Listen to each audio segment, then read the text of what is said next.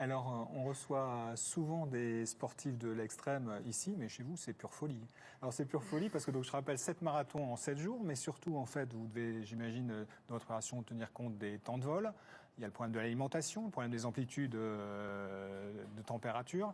Vous faites comment? C'est un véritable stress physiologique, en fait, que vous infligez.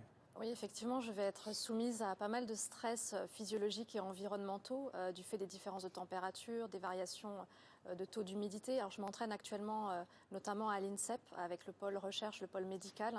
Je m'entraîne en chambre froide, donc plus à Orly aujourd'hui, mais plutôt à l'INSEP, dans la salle de cryothérapie par moins 15, moins 20 degrés. Et puis en chambre thermique par des températures qui sont montées jusqu'à 39 degrés. Et ce qui est intéressant aussi, c'est que l'on voit les variations de la température centrale et de la température cutanée. Par exemple, dans le froid, je m'adapte plutôt rapidement. Pourquoi? Parce que mon corps a le souvenir de cette expérience du froid qu'il a vécu à plusieurs reprises, et notamment pendant plusieurs semaines et plusieurs mois en Antarctique. On en parlait pendant près de 3 mois. Et aujourd'hui, quand ma température cutanée baisse, elle remonte très rapidement. Et apparemment, enfin, pour l'instant, on n'a pas encore analysé toutes les données puisqu'on le fera après la compétition. Mais apparemment, c'est assez surprenant, et c'est probablement lié aussi au fait que je suis habituée à ces conditions. Alors j'avoue que dans le show, j'ai eu un peu plus de mal et ça a été pour moi plus atypique. Maintenant, je me suis acclimatée au fur et à mesure des journées passées à l'INSEP.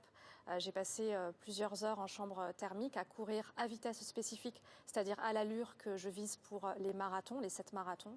Et peu à peu, je me suis rendu compte que j'étais de mieux en mieux, et finalement que le 36, le 38, le 39 degrés, finalement, c'était un peu moins compliqué qu'au début, et ma température centrale a augmenté un tout petit peu moins qu'en début d'expérience.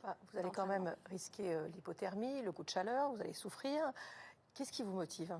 Alors, ce qui me motive, c'est l'aventure. Déjà, comme je l'indique dans mon dernier livre, On est tous aventuriers, j'aime énormément le fait de sortir de sa zone de confort.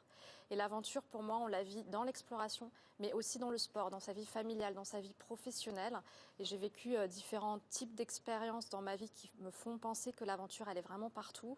Et c'est ça que j'aime, et c'est pourquoi je suis allée vers cette compétition. Je pratique plutôt la compétition d'ultra-distance d'une traite, c'est-à-dire je pratique l'ultra-trail ou le 24 heures. Il s'agit de courir pendant 24 heures, 30 heures sur des distances de 200 km, 250, parfois plus. Là, en fait, la spécificité de cette compétition, c'est que c'est fractionné. Donc pour moi, la surprise, ma sortie de zone de confort, mon inconnu, c'est le fait de trouver la bonne allure qui va me permettre de finir quand même la course et d'avoir des temps de récupération qui sont inadaptés, inadéquats et très très courts.